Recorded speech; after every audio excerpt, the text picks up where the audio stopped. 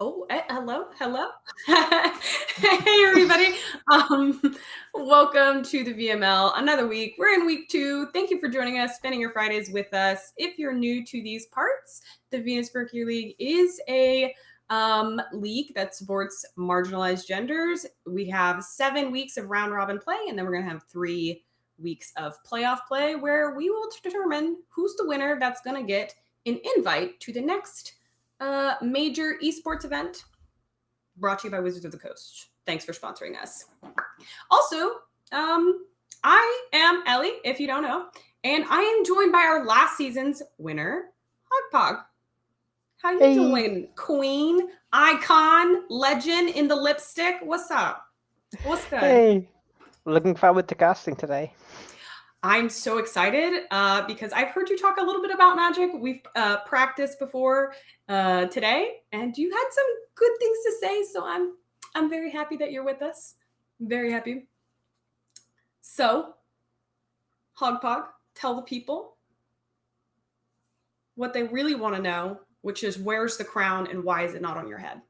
Oh, it's because I have my headset on. I really tried. I tried to wear the crown, the headset at the same time, but it just wouldn't work. I don't have another mic, so no crown Honestly, today, unfortunately. well, you're still the monarch in my heart. I don't need a crown to know. I don't need a crown to Thank you. know. That means a lot. But anyway, so we're in, like I said, week 2 of play here. So we've got a little bit more time for Strixhaven to work its way into our meta. Got some original list, one of which Hogpog is going to tell us a lot about. And so we have some great things to check out. So first, let's once again thank our sponsors, Wizard of the Coast. And that's a metagame side, but that's okay. Here we go. Thanks to our sponsors, Channel Fireball, Wizards of the Coast, and the Nerd Rage Gaming Series. We appreciate y'all for putting this production on and, doing the thing. Supporting marginalized genders in the competitive Magic community. Thanks. Now, on to our metagame. Okay, so it looks similar to last week a little bit, but we're going to see in our slides gameplay's a little bit different. Hogpog, what do you think of this meta? How is it shaping up? It's good to see a variety of decks, perhaps more so than last week. A lot of people seem to be trying out cards from Strixhaven, and it may even break through all the Eldraine cards to actually have an impact on Standard based on what we're looking at. Any decks in particular you got your eyes on? Well, I'm a little biased, but I'm a fan of the red-black sack deck that that Linguini is playing tonight. Yeah, we have seen resurgence of sacrifice, a very different flavor than the Eldraine sacrifice decks. So we're going to definitely take a look at that tonight in one of our very next match. But we're still going to see Sultimatum, Mono Red Aggro. These decks are still pretty dominant for now. We'll see how that shapes up. And why don't we jump into seeing what our players this week are on? Oh, my bad. First, before we do that, let's take a look at our College Clash. So this College Clash, for those of you that don't know, the top-ranked players in each college are competing, are going to be, at the end of the season, whoever's top ranked gets a shirt. It's going to be great.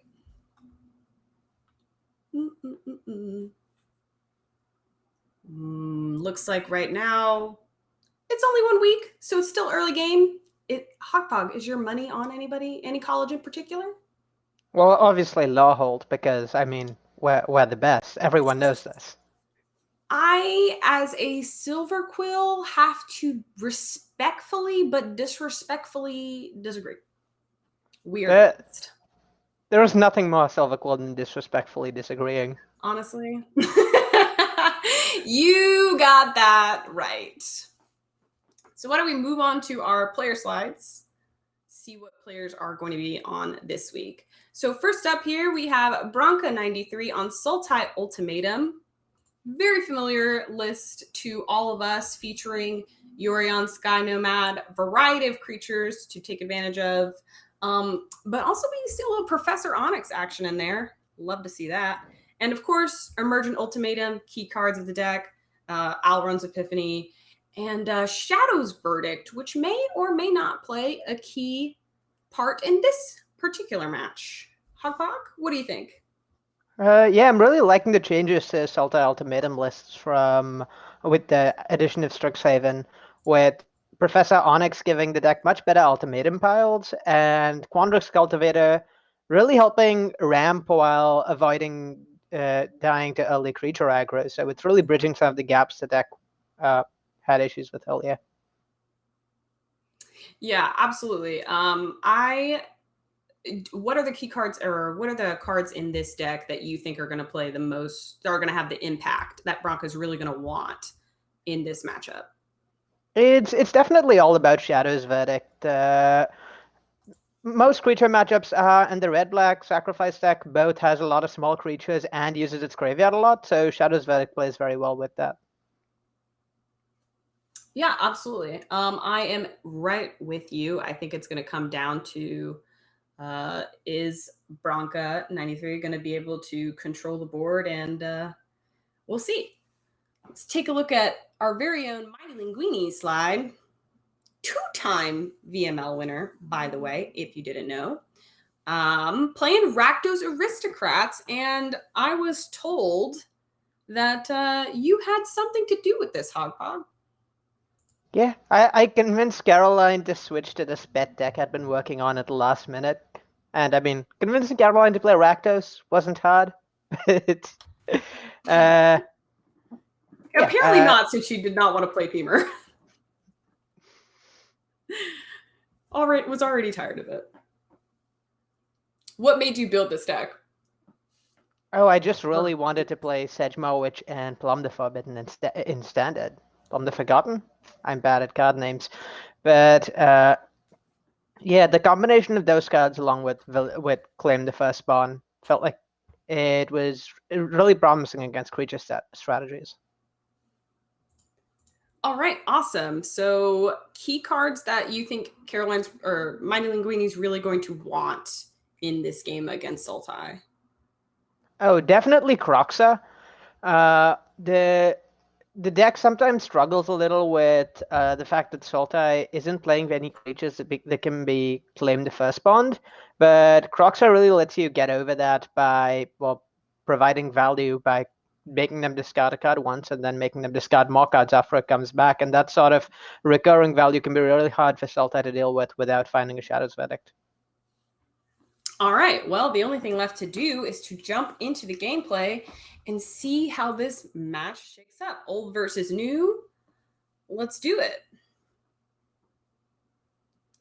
All right, so we're going to be looking at Bronca's hand here. What do you think the early first turns of the game are going to look like here, ideally for Bronco? What does Bronco want to see? In an ideal situation, definitely some ramp into a Shadow's Verdict. Just casting Shadow's Verdict is super important to keeping the board clear, and then winning with an ultimatum, perhaps somewhere in the turn 6 through 8 range. Yeah, and we see here, looks like Bronca has 3 lands. Seagate, the Seagate turn has a land on the back. A Zagoth Triome has an Omen of the Sea to find the other ones. What do we think about this opening hand for Bronco? I like this opening hand.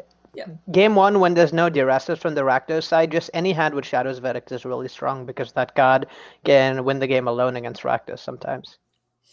Yeah, and it looked like, unfortunately, the Mighty Linguini mulled to 4, which is real tough. But cast one of the newer Strixhaven cards, Plum the Forbidden, made a pest.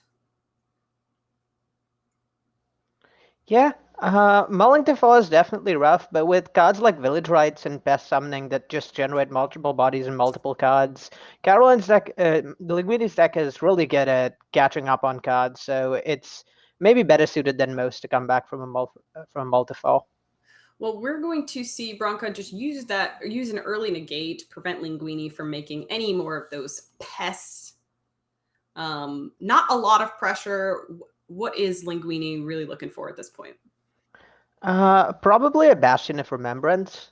Yeah, slowly attacking Sulta's life total is really important in this matchup, and Linguini already has 2 village rights to hopefully get back in terms of guard. So just really wants to find something to help her also be attacking Branka's life total while trying to get back in the cards game.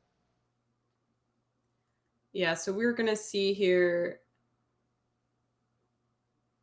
Yeah, Bronca's going to foretell an all runs epiphany, but very clearly in the driver's seat. Not a lot of pressure, and Linguini's going to have to, as of right now, it looks like Linguini has the option to sacrifice a pest to draw 2 cards. That's about it. Yeah. From Branka's perspective, this game's going excellently. Oh, So, unfortunately, 2 lands were drawn, which means that village rights in Linguini's hand is dead as a doornail, as they say. Really rough here. We're going to see a Quandrix Cultivator. And are we going to start seeing Bronca just start swinging pretty soon? most likely. I don't know that the damage from the cultivator is going to make a huge difference, because once the Sultai deck casts ultimatum, it's often over anyway. But every bit counts. Well, there's that Bastion of Remembrance that you talked about earlier. Gonna get a 1/1 here and immediately sacrifice that to village rights. Looking for a way to get back in the game here. Oh, a Sedgemoor Witch.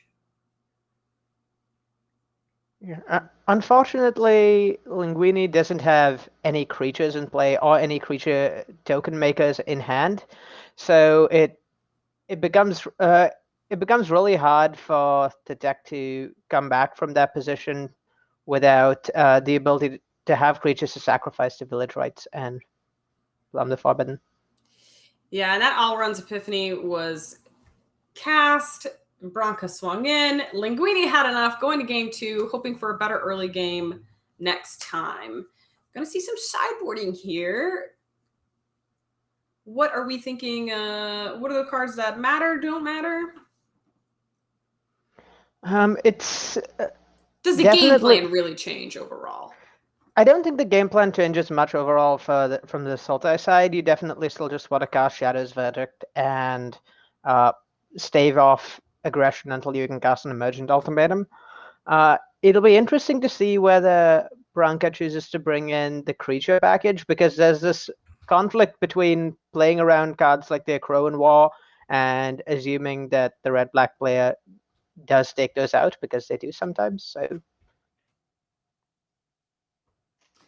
on Linguini's end, what are we thinking? What are the cards that Linguini has that gives her an edge? On Linguini's side, there's a very clear sideboard plan for Sultai with the 3 Roiling Vortex and the Duresses. All of those are excellent against Ultimatum, and she'll definitely just be looking to bring those in and take out the dead cards like Claim the Firstborn.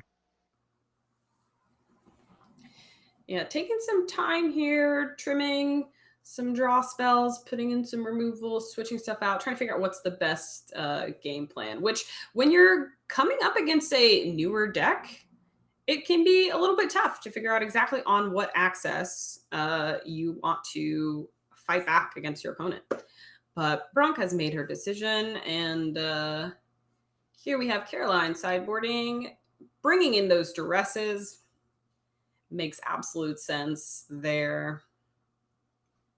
Cutting some Crowan Wars. Ooh, Roiling Vortex. How do we feel about that card? I like it. Yeah, I'm a fan. That's definitely the key card to this matchup from Linguini's point of view, because preventing the Ultimatum deck from being able to combo kill you essentially with Emergent Ultimatum ensures that they're forced to play a fair game, and playing a fair game one for one against a deck with Village Rights and Plum the Forbidden is really, really hard. Yeah, absolutely. Well, game 2, we're gonna hope to Linguini's gonna hope to make a bit of a comeback from that very difficult mull to 4. Has a chance. Heart of the cards. I imagine we're gonna see Linguini be on the play. And looking at another removal heavy hand from Bronca. Keeper mull, Hogpog. I think I would probably mull this in this matchup just because there's nothing to do on turn 1 or turn 2. It's got a lot the deck wants, but the lack of early interaction makes it hard. Okay. It's a tough hand. Well, there we got that turn 2. Lots of interaction, I think, for Bronca, but not a lot. Oh, there's a Croxa, our favorite Hungry Titan. But we're gonna see we're gonna see Caroline make a pest before playing the Croxa. You would know this match better than me. What does that tell us that Caroline's trying to do here? Well, we talked a little bit about how Shadow's Verdict's a really impactful card in this matchup. And part of how the red-black deck can play around that is actually by not playing Croxa until the late game. That way, even after Shadow's Verdict, you can deploy Croxa and have your graveyard filled up by all the best creating instants and sorcerers you cast earlier and escape it relatively easily and not have it exiled by the Verdict. Yeah, taking that into consideration, very smart play then. Gonna see Croxa come down. A little bit more pressure here. Much better hand. Much better early game than in game 1. Yeah. Bronca's got a tough choice, but throws away the Heartless Act.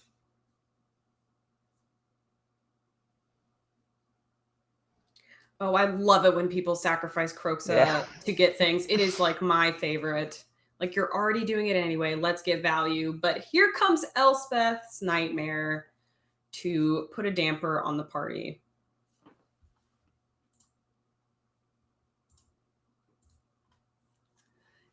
And another new card, Sedgemoor Witch, followed up with a Duress. Trying to see what's going on here. What do we got to take? What do we got to get rid of? Between Binding the Old Gods and Heartless Act. This is an awkward spot for Linguini because Bronca just has a lot of redundancy with her hand. She is going to have removal for the witch regardless. She's going to be able to take a discard spell if that's what she's scared of, or Bastion to prevent the late game drain. This really makes stuff like something like a duress from Linguini's spot very hard to choose with, because whatever you take, Bronca's just going to have more of that effect. Well, Bronca took the Duress, which, what does that tell us? Well, that shows that she cares about the ultimatum in hand, which she'll be able to cast in a few turns. Ultimately, the red-black deck's going to have a hard time beating an ultimatum, so she just wants to protect that. Makes sense here. Now, that Elspeth's Nightmare is going to end up exiling that Croxa. I do not believe there are enough cards in the graveyard for Linguini to escape that. So Linguini has what is available in her hand. And it's a bit clunky having a bunch of 3-drops and only 4 mana.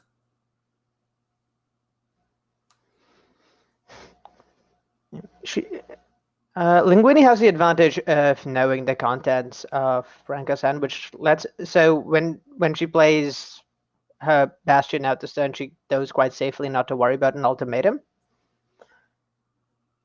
Well, we're going to see that Bastion get murdered by Binding the Old Gods. Solve the equation. That card is a newer addition into Sultai decks. Find what I believe instant or sorcery. Could find a second ultimatum there. Oh, there's a second Bastion of Remembrance. Feel like that's good. Where we're gonna see this Heartless Act cast on. Looks like Sedgemoor Witch.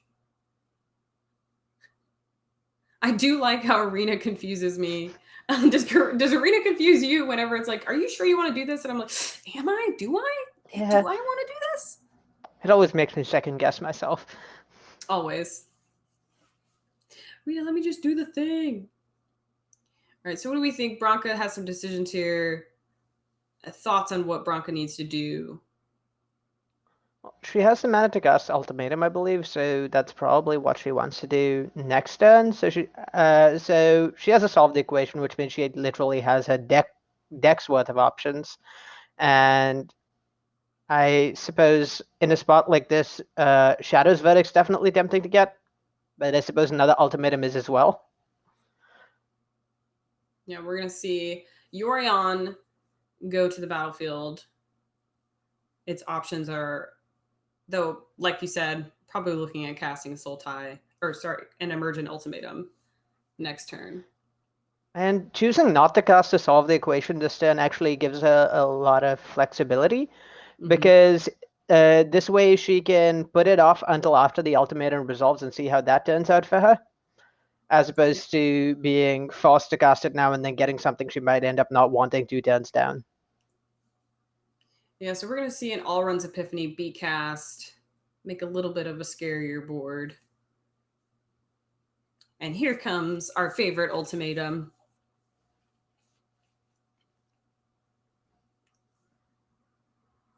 Ooh. And the one-off Massacre Worm in Branca's list, really, really fantastic here. It guarantees that no matter what pile Linguini chooses, she's not going to be left with the board. Yeah, I believe the cards that were picked with Emergent Ultimatum was the Massacre Worm, the Shadow's Verdict, and the Professor Onyx. So you are right. Linguini will not be left with a board.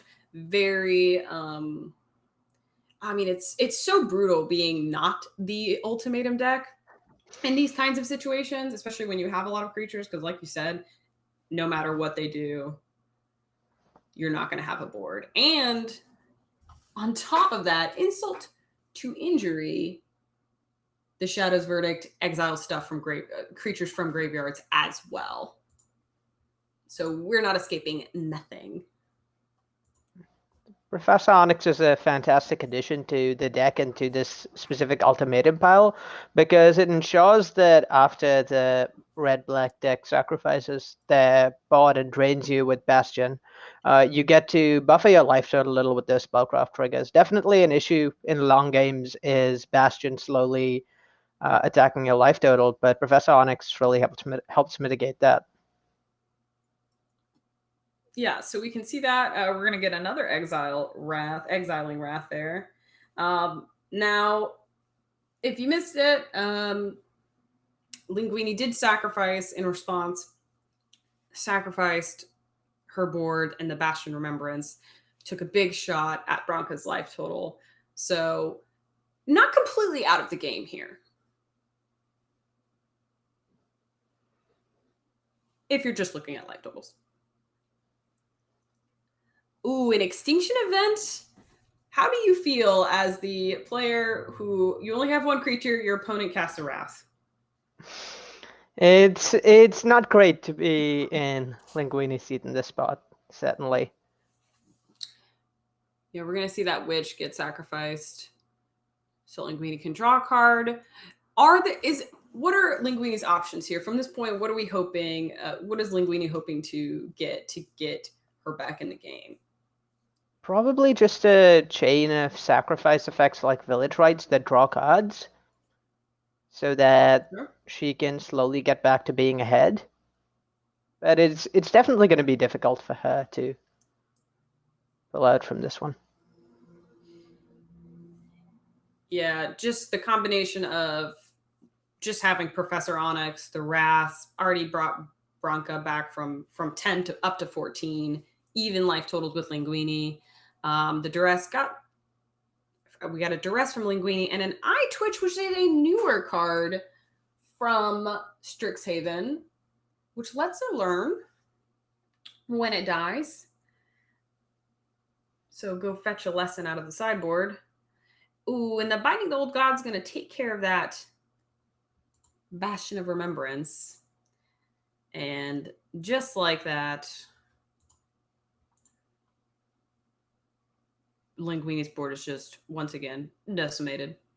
It's so tough. Like, Sultai Ultimatum is such a tough deck to play against. It just has, it attacks you on so many different levels, like Binding the Old Gods being able to hit permanence. It can really, it's a deck that really knows how to come back. So, looks like Linguini's throwing away the eye twitch to learn. But she's just going to pack it up instead. Victory goes to Bronca. Good, fought the good fight there. But ultimately, the ultimatum did the ultimatum thing. But very neat addition, very neat deck that Linguini played. I could definitely see some cool synergies there. So, thoughts on that game, Hogpog? It went unfortunately quite typically of how this matchup goes.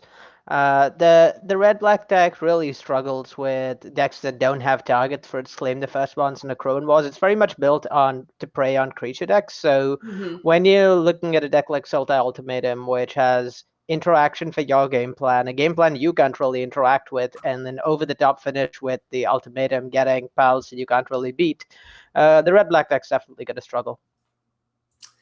Yeah, and we saw that. So it looks like records will be updated, but Linguini will be now 1-1 and Bronca will be 2-0. So that'll be sweet. Right now, we're going to go ahead and take a look at a cute little thing that we've been doing. Little pop quiz videos with our VML participants featuring me in green lipstick. So let's jump into that. Stick around. It's a joy. Welcome, Alias V of Witherbloom College. I am your Witherbloom professor, and I will be proctoring over your pop quiz today. So don't let me down. Are you ready? Cool. Okay. Yes. Question number 1. Who is the current number one ranked in the MPL? Not Rivals, the MPL. Andrei Stresky. Correct. What is the name of Mark Rosewater's podcast? Blogatog, I think. Nope, incorrect. It's Magic the Gathering Drive to Work. Third question. Name the 5 non-male Magic players that were in Rivals and the MPL. That were in, okay. Autumn Burchett, Jess Estefan, Emma Handy,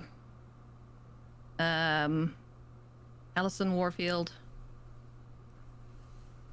and Beatrice Grancia? Correct! Yes! All right, great job. You got 2 out of 3 questions correct. You are a credit to your college. You didn't let me down. That's a pass, right? It's a pass. And we're back. Hope you enjoyed that. If you're just tuning in, welcome to the VML. We're in week 2 of our 5th season. I'm Ellie, joined with Hogpog, last season's winner. Having some good games. Just finished watching our first match with the Mighty Linguini on Red Black Sacrifice. A new deck to the format versus Sultai Ultimatum, played by Bronca 93. Game went to Bronca 93. And now we're going to take a look at our next player slides, also featuring Alias V, Magic Commentator, Wizard of Witherbloom, on Mono Red Snow. Love to see it. Hogpog, I know you love Mono Red. You piloted it very well last week. Yeah, though interestingly, a slightly different list than what Alias is running. She's running, I believe, some not running the new cards with conspiracy theorists, instead sticking with the old favorite of Rimrock Knight, which definitely allows the deck to do a better job being aggressive early. Yep.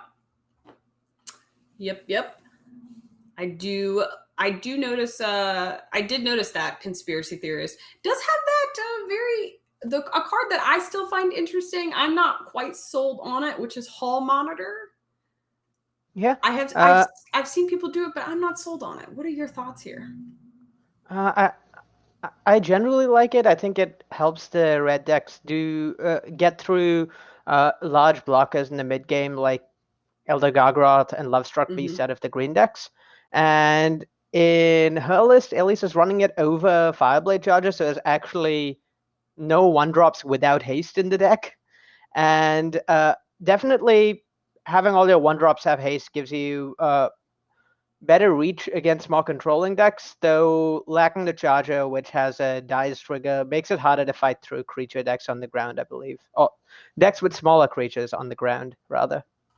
Yeah, fair enough. And then take a look at the sideboard. We see pretty standard, some Roiling Vortexes, my favorite enchantment, a Crow in War, Ox of Agonis, Soul Seer for the Scary Orions, and other Lovestruck Beasts. But let's jump to our next player slide and see what cards are going to matter there.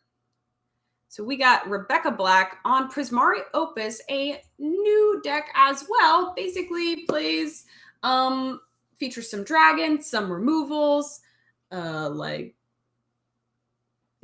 like the best of both worlds. I like to call it, to me, this is like, is it dragons? And I think is another word for it, but it features cool cards like Magma Opus, which deals fort damage. You can divide it. It's pretty expensive, but pretty awesome when you cast it.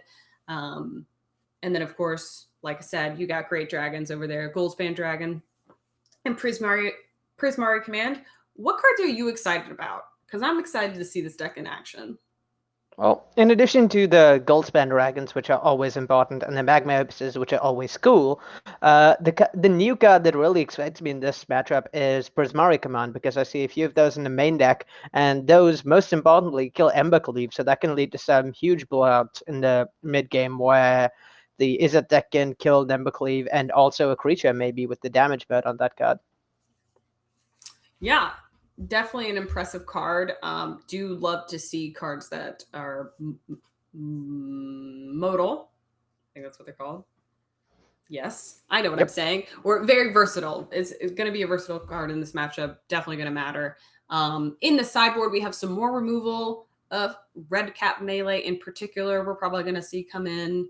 And then you got some controlling options too in the forms of negates and mystical disputes. So yeah, why don't we jump right in and see how this match goes?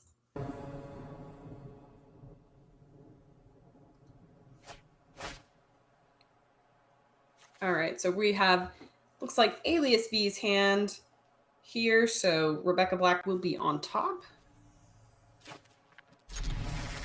And we have a quick keep. How do you feel about this hand? I have mixed feelings about this hand. It has Anax and Torbran, both of which are incredibly important cards in this matchup, but no creatures on turn 1 or turn 2 to pressure the Izzet deck before they start to foretell cards and have mana for counterspells is a little awkward. Well, we're just going to see Alias V stomp to the face. Normally a pretty aggressive action. And then see this Bone Crusher Giant potentially has options here. Lands. But as we know, Rebecca Black does have some ways to deal with this, so we'll see. Can't see Rebecca Black's hand, so we're gonna be doing a little bit of a guessing. But on her end, what does Rebecca really want to be doing early on? Rebecca really wants to have been able to answer the first threat and then untap with an empty board. so that she can then play a game of going 1-for-1 with counter spells and removal with all of Mono Red's creatures. So it's definitely a good sign for Elias that this Bone Crusher resolved and Rebecca untapped with a creature on board, because now Rebecca untapped with Elias having a creature on board, sorry. Because this forces her to play from behind and have to answer all of Elias's threats 1-for-1 as Elias deploys the next one. Yeah, so we're going to see that Bone Crusher Giant be followed up by a Torbrand. But a Frostbite's going to come from that token that Galazeth Prismari made when he entered the battlefield, which is one of the great things about both Galazeth Prismari and Goldspan Dragon, I think, making treasures, giving more mana than you think. Your opponent's not actually tapped out. But go ahead. Oh yeah, it's just the Torbrand here is an incredibly convenient threat, because all of the removal from Rebecca's deck in Frostbite and Fire Prophecy and Prismari Command doesn't actually deal enough damage to kill the Torbrand, so it's going to require multiple removal spells to get rid of it, and it's making all of the pressure Rebecca applies, Elias applies, much more effective. Well, we saw a big swing from Rebecca for 7 after landing that Goldspan Dragon, potentially going into a race.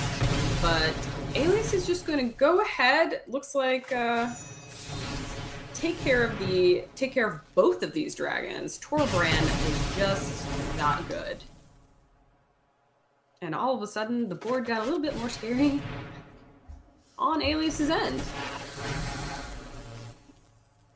Yeah, the inability to deal with the Torbrand with a single removal spell definitely making it really awkward for Rebecca, because now the Bone Crushers are in essence 2 full cards in a matchup where the Stomp mode is very often dead. The Torbrand letting those deal 4 damage means that Elias gets to trade the front half for a full card with the dragons, and that puts Rebecca pretty far behind on cards, because she has to trade both with the Stomps and with the Bone Crusher Giants themselves. Yeah, and so, I mean, Rebecca does have 5 cards in hand. Don't know what they are. A lot of mana. Has hoping for, really at this point, removal for those creatures, like for Torbrand specifically. But otherwise, could it be that just Rebecca's kind of seeing the part of her deck that really doesn't matter against Mono Red Snow, like, you know, your card draw or your negates and stuff? That might well be. She also now has 8 mana, which is crucially the amount of mana you need to cast Magma Opus, which she has 4 of in her deck. So I think there's a very high chance we see that card coming down here. Oh, that would be quite exciting. Yeah. Let's see. Opus crucially deals 4 damage, which is enough to kill Torbrand. The best Torbrand is a dead Torbrand if you are Rebecca Black, and that looks like that's exactly what is happening. Just like you said, that Magma Opus gonna deal damage, gonna tap some permanents. I mean, it does so much. Look at that wall of text. Red-blue wall of text. Big Opus. But at this point, though, it doesn't. It feels like that's bringing, you know, that Magma Opus did something, but still looks like a pretty threatening board on Alias's side. Yeah, having to spend all her treasure on that Opus means that Rebecca won't have the opportunity to just chain Magma Opuses and deploy another one this turn.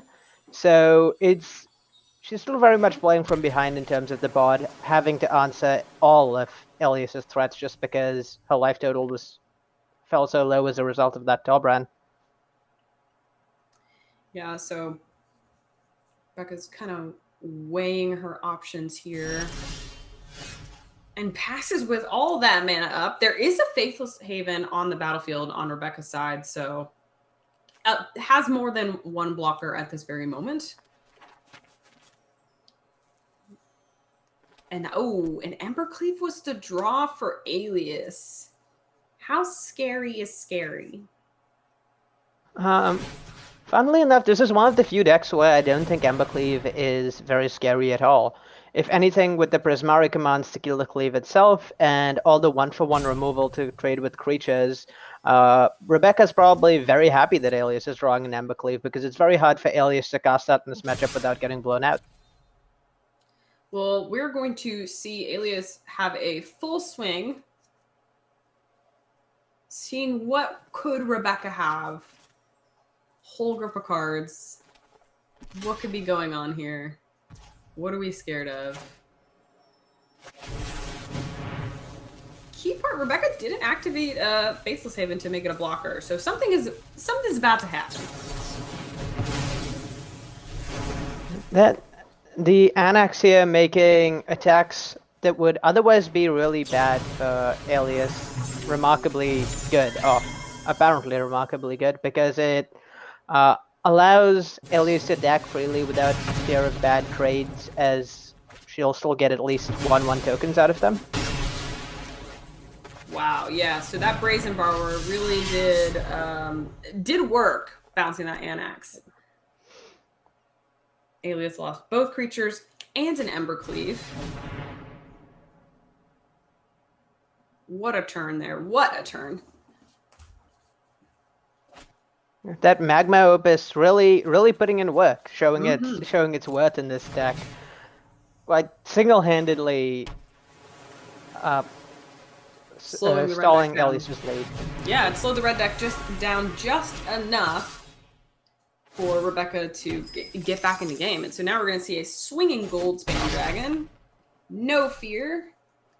No guts, no glory. And key thing to remember is when Goldspan Dragon is on the battlefield, those treasures do tap for 2 mana. And here come both of those Bone Crusher Giants. Faceless Haven was the draw. Are we going to see a block? One would think. How do we feel about that attack, Hogpog? Well, it's an attack Alias is somewhat fast to make. She has to pressure Rebecca somehow before Rebecca kills her in the air with dragons, but it's probably almost certainly not going to be enough because there's 7 power in the air here, so another Goldspan Dragon is lethal, as is a Prismari command, which deals 2 damage to any target, including players. So while she's forced to apply pressure here, I don't think it's going to be enough to prevent her dying this turn. Yeah, so this attack, we're going to see an attack for 7, bringing Alias down to 2, putting her in lethal range of a lot in this Is It Dragons deck. So we'll see what Rebecca Black has in that hand to close this game out. Ooh, and another Magma Opus.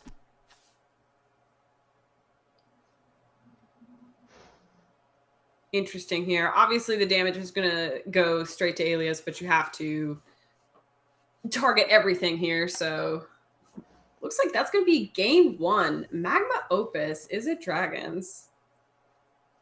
You love to see it? Yeah, I was surprised by how impactful as an 8-mana card Magma Opus was that game. No! It's gonna And just gonna Hold on 1 second, everybody. Who caused distress? gonna be me.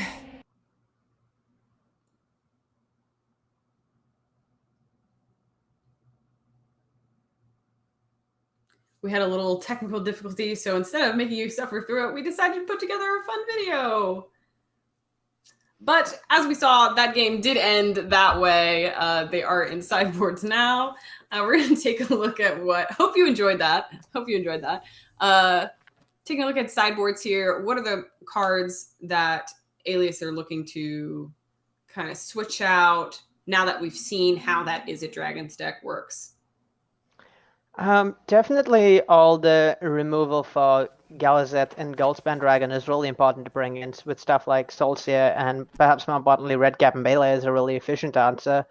If the Izzet deck can get to the mana to cast Opus, as we saw, it was really bad for mono red. So answering those threats to generate mana quickly is really important from the mono red side. In terms of stuff that doesn't match up as well, Rimrock Knight is often just the weakest card in the deck, so it often gets cut in sideboarding. And it may even be that the mono red deck got some Ember Cleaves just because of how weak they are to all the spot removal and the Prismari commands. All right, so we're going to see if Alias thinks on the same wavelength as you. Going to see, looks like some of our Crone words are coming in and Torbrands are leaving out. Don't know if it's final though. Once again, it is always important to remember when you're coming up against maybe a deck you haven't seen before or a new deck. Sometimes it can be tough to figure out exactly what your game plan needs to be. Particularly with, are you trying to be quicker, slower? What are you trying to do? And obviously with red, I think, there are some trade-offs to putting in some removal. More removal and taking out creatures. Can be some trade-offs there. Bringing in the Akroan was in addition to the other creature removal I mentioned could be is really good at helping combat the Galazet specifically. With Goldspan Dragon particularly, maybe it's sometimes hard to Akroan War because it immediately generates mana to counterspell, but Galazet doesn't do that. It simply leaves up 1 mana for maybe a Frostbite. So Akroan Warring a Galazet the turn it comes down is a potential to be really, really powerful. Yeah, so we have, looks like we're going to have a Robert the Rich come down. We didn't have that last game. A little bit slower, but it's going to bite the dust, or the frost, as it were. Yes, I did make that joke with no shame. Alright, you're not laughing, Hogpog, which makes this even more depressing for me. But that's okay. Alright, so got an Anax, not too much action going on. A lot of removal for Alias. I don't know if that's a good thing or a bad thing. It's definitely a little clunky against the Izzet Dragon's deck, but it's useful to know that Rebecca won't be able to do something like what she did last time, where she just played out a couple of dragons and generated mana to play Magma Opus, because Alias has all Rebecca's creatures covered. Yeah. Oh, hello, Rimrock Knight. We're going to see a swing there. Alias is going to take the risk and target the Satyr. Unfortunately, it will fall to a Red Cap melee. I almost made another joke there, but I kept it in. It would have been very bad. And looks like Rebecca is kind of in the way that she has managed Alias's board. Alias just has only kind of the option to now sit in the more reactive side. Yeah. And all those Foretell cards definitely helping Rebecca play this interactive long game, because when the time does come to deploy them, when a dragon comes down, after having been foretold, particularly with counterspells and card draw, they'll be much more efficient than Alias's answers, with Sword coming, for example, only costing 2 mana. So it's entirely possible that should the first Goldspan Dragon come down, Rebecca would just be able to use all those foretold Sword comings and Aldred's Epiphanies to essentially end the game within a turn or two.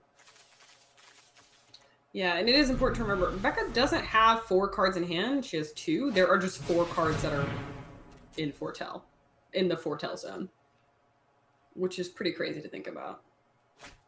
And just unfortunately, it looks like Alias just hasn't really drawn any proactive spells here. This is always a tricky part of matchups like those with Is It Dragons, where it's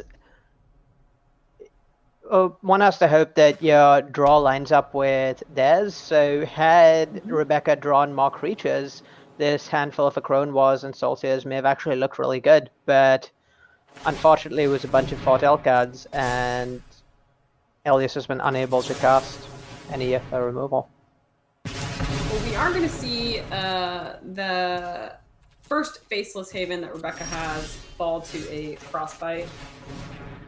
And hello, we have a Hall Monitor. A 1/1. Is it going to live? This is what I ask whenever I'm playing red and my opponent has removal. Does this one get to live? It's just a 1/1. Please. Well, it may or may not be a 1/1 for long, because there's always a chance that a Hall Monitor gets Embercleaved. Well, it doesn't look like this Hall Monitor is, because it's going to get... Embercleave could only make it a 2/2, and that Prismari Command does 2 damage. So the reason I suspect Ilias is running out Embercleave here is, since she doesn't have any other creatures in hand, what this lets her do is deploy it efficiently now, and then in a future turn she can equip it for 3 mana rather than casting it for 6 mana. It also guarantees it gets in under counter spells, so having an Embercleave on board makes all her future creatures much more threatening. Yeah, I mean, makes a lot of sense there to play it while you can for as cheap as you can. Maximize your mana. And then, oh, we're going to see an All-Runs Epiphany there from Rebecca. And really, it's just like, where are the dragons? Where are the dragons? Yeah. All these Fort Old cards coming into play here, letting Rebecca potentially deploy a dragon such as Galazeth and still maybe have multiple counter spells up, or maybe on a future turn play a dragon and an Alrund's Epiphany in the same turn. Yeah, it looks like we're gonna come in for 2, dealing the first damage to a player of the game. But there's that Acrone War coming down. Question is, does Rebecca have an answer for it? And looks like she does. Acrone War is not going to resolve, so now Alias is going to have to deal with that dragon another way.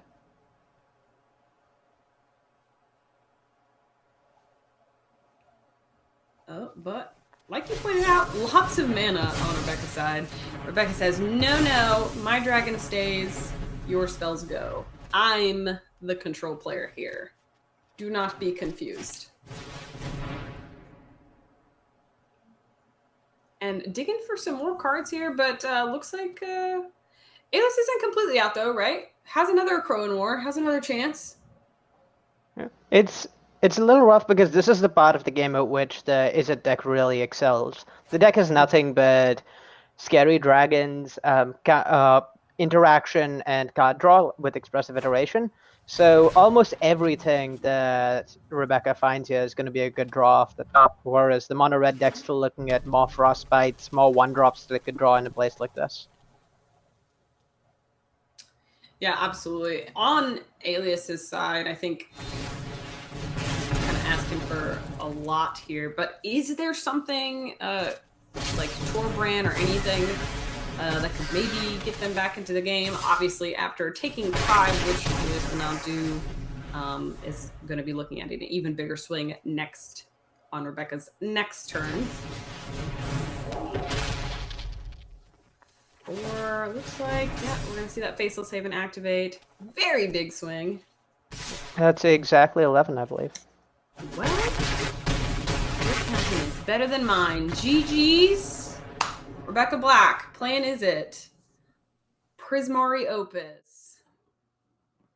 And it was funny because we talked about this potential matchup a couple days ago, what we thought it would end up looking like. And I was kind of like, well, you know, I feel like Is It Dragons kind of might have this in the bag. And you were of a different opinion, though. Do you think that the matchup, the way we saw this game play, does that really change your opinion now that you've seen it? Or do you think it's more of Alias hands didn't really line up game 2 or game 1? It definitely it shouldn't be as lopsided as it was this match. I think the mono red deck has at the very least a fighting chance, but I probably underestimated the ability of Magma Opus to really help stabilize and kill XM threats game 1, so that the Izzet deck can really turn the corner way better than it used to be able to before the addition of Galazet and Magma Opus. Yeah, sometimes it's hard for me to remember how different, like, mono red, we don't have light up the stage. Like it's kind of back to how mono red normally is, where you don't have a lot of card draw. So when you're playing against a deck that has card draw and answers to what you're doing, it can be really hard to like overcome and like recover from that, But yeah, GG's to our players, Alias V and Rebecca Black there. Great games, cool decks. Yeah. If you are just joining us, welcome. Hello. We are going to now, at this point, have a quick break, but we'll be right back with some more great magic.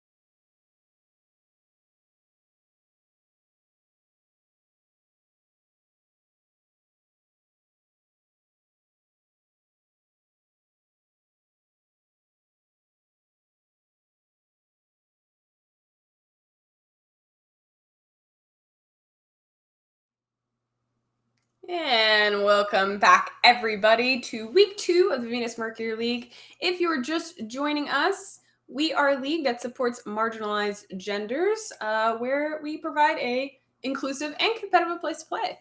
So we are brought to you by our very great sponsors over at Wizards of the Coast. They are supplying the grand prize, which is an invite to the next major esports event to be announced soon. Also sponsored by Nerd Rage Gaming and Channel Fireball. So thank you to all of our sponsors for putting this on, for supporting us and what we do here. It's super important that this space exists in the Magic community and continues to. So you'll love to see it. Also, if you're just joining in, we saw some pretty great matches earlier featuring our previous winners and some casters. So a lot of good stuff happening over here.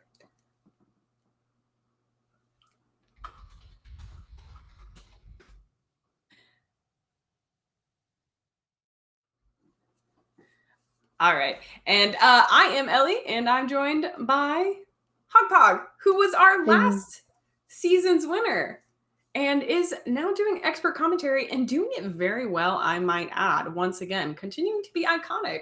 Hogpog, what is it like being so iconic? I would have to ask you. Oh, well, thank you. All right.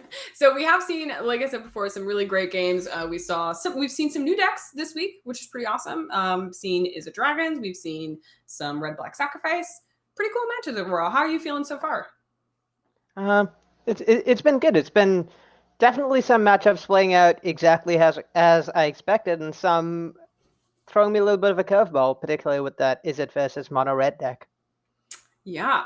Yep. Same. But love curveballs. We love fun over here. Speaking of fun, why don't we take a look at our next match, which we expect to be loads of long fun, featuring Jen Krotz, going to be on Sultai midrange. So this version is a little bit different than Sultai Ultimatum. Kabir or Hogpog, if you want to explain how the deck kind of works, what it's trying to do. Sure. So it functions in the early game much the same as the Sultai Ultimatum decks do, with just interaction, ramp, and more interaction and more ramp. But it's notably very different in the late game from how the Ultimatum decks function in terms of not having a combo kill and instead relying on mid-range creatures like Elder Gargroth and Pelucranos to close out the game. And what that does for the deck is it allows the deck to maybe be a little bit less explosive and able to win the game at once, but be more resilient to hate by not having a single card that the deck is relying on resolving. Yeah, so we're gonna see I guess one of the key cards here: Pelucranos, Coma. This deck has 2 in the main board, and if I'm a deck playing counter spells, I do not like to see that. And some Elspeth's Nightmare, probably going to be good against what our next player is on, which is Lurrus Rogues, one of my personal favorites here. But how do we feel this matchup is gonna play out? This deck goes against the more Sultai midrange. I'm inclined to believe that the Sultai midrange deck is probably slightly bad against the Rogues build. Jen seemed to have, well, she said she'd pick this deck assuming Digideck would bring an aggro deck in. Rogues, well, while it has a lot of creatures, is anything but an aggro deck. So yeah, the really cheap interaction, cheap threats from Rogues definitely gives decks that are playing a bunch of 5, 6, 7 mana cards a hard time. That said, there's certainly some threats in Jen's deck that match up really well against Rogues, with Goma's uncounterability and Pelucranos punishing the Rogues player for milling you. Definitely giving the deck some avenues to win a long game against Rogues as well. Yeah, and I do like how Digitech Wire is playing, I believe, a one of Cling to Dust in the main could help against Pelucranos, could kind of soften that edge a little bit. But yeah, definitely 2 decks that kind of operate on some different axes. So let's jump right into gameplay and see how it goes.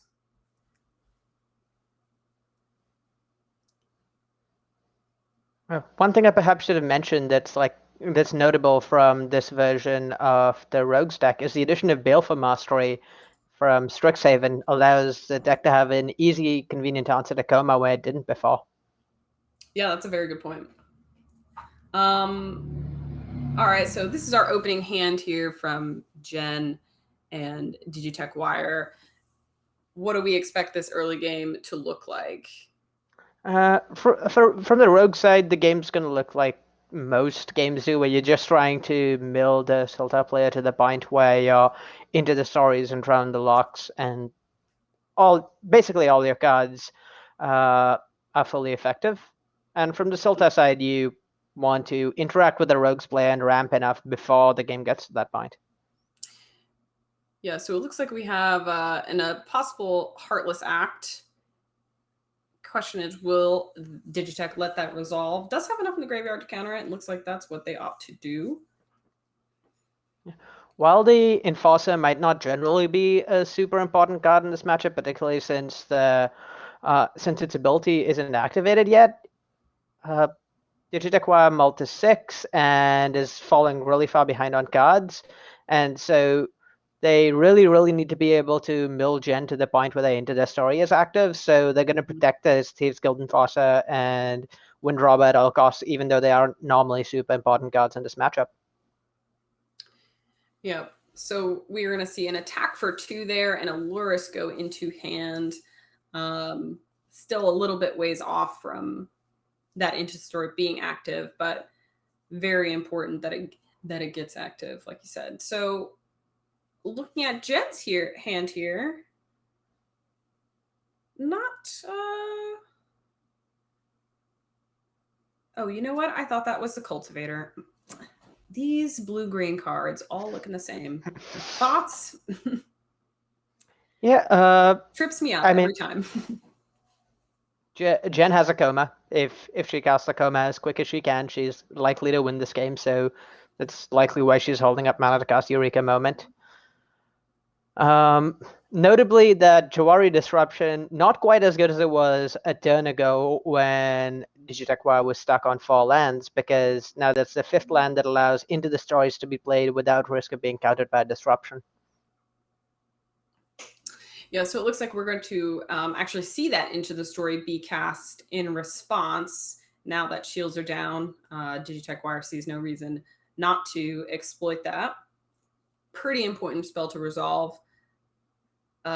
I will point out Baleful Mastery versus Coma. Pretty good, yeah? Yeah, and over here, Digitech Wire's hand is actually lining up perfectly against Jen's hand. While normally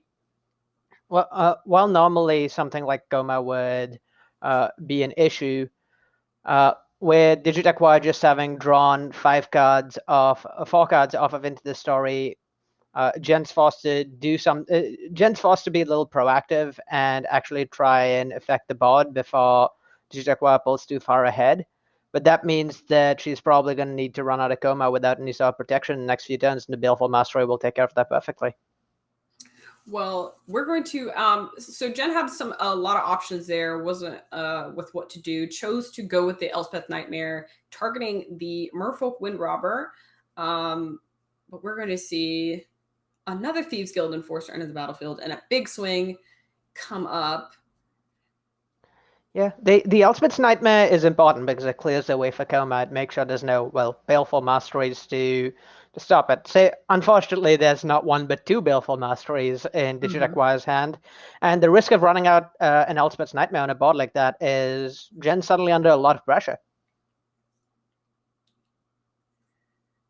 Yeah, and also negate backup for Digitech Wire, too. Yeah, in case that Shadow's Verdict doesn't want to get cast.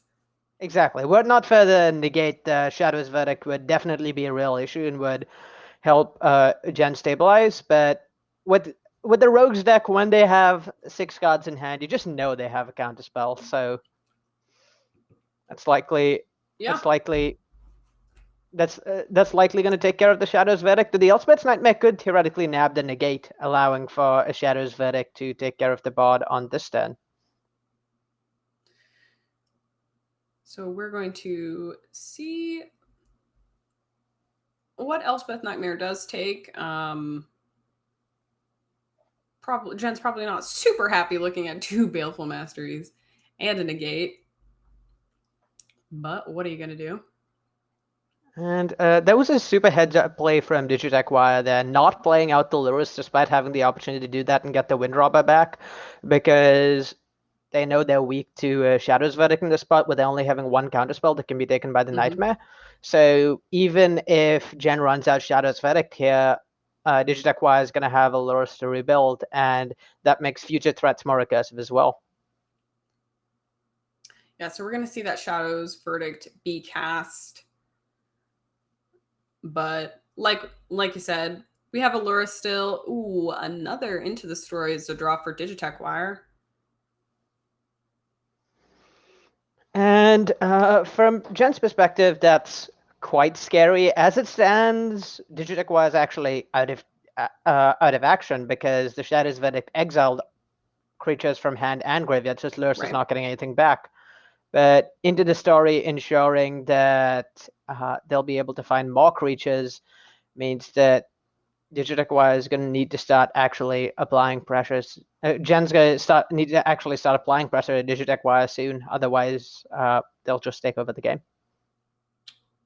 Yeah, so we saw that Draw Disruption get used on the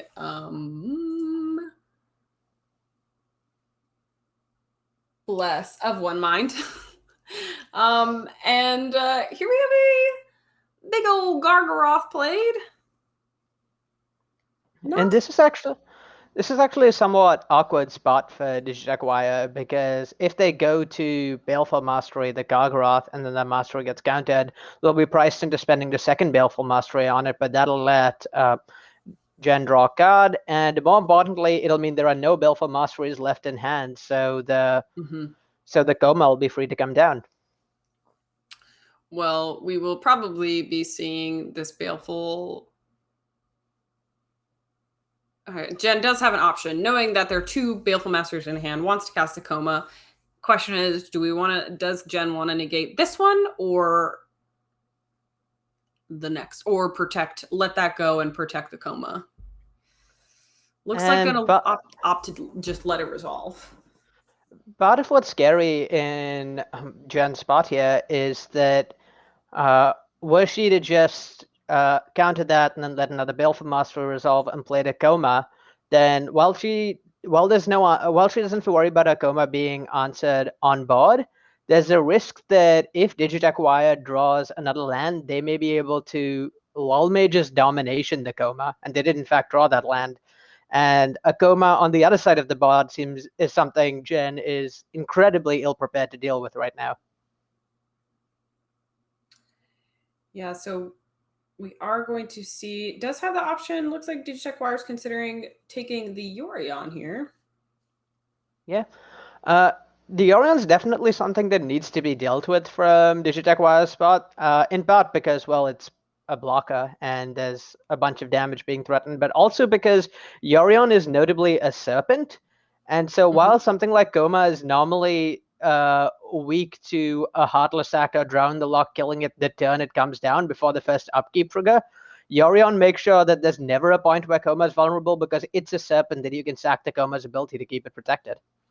That's a really good point. I bet a lot of people do forget that Yorion is a sky noodle, a sky serpent. So Digitech Wire did opt to just take out the Yorion and hope to find some more removal. There's that Baleful Mastery. A third one of the game. Yep. Super clutch here for Digitech Wire.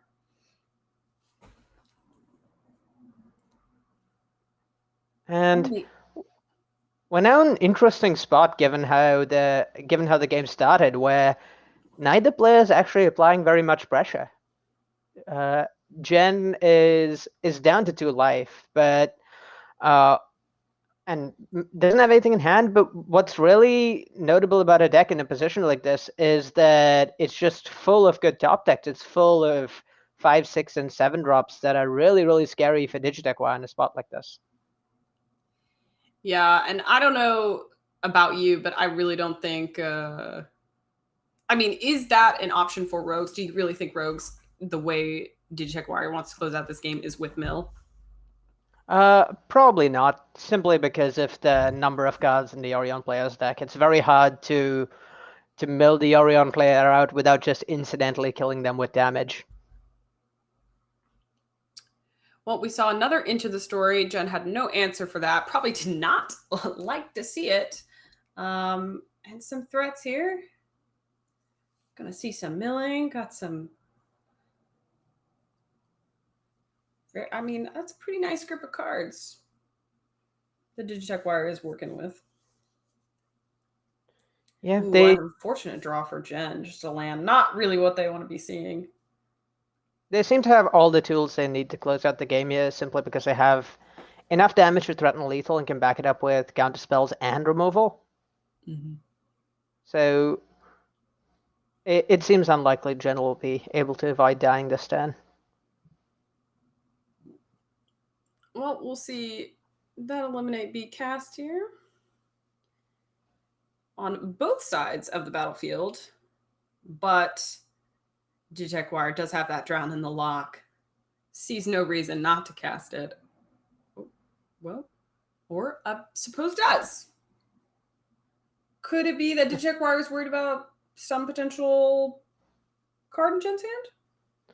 Yeah, so from Digitech's point of view, if they counter the removal spell with Drown the Lock, they have no more counter spells. If Jen's last card is another removal spell, and then she top decks another some sort of bomb like Coma that Digitech Wire can't deal with, then Digitech Wire might lose this game. But if they just hold the counterspell for whatever big threat comes off the top, then it's unlikely Jen will be able to actually come back, and they'll almost certainly kill Jen the next turn.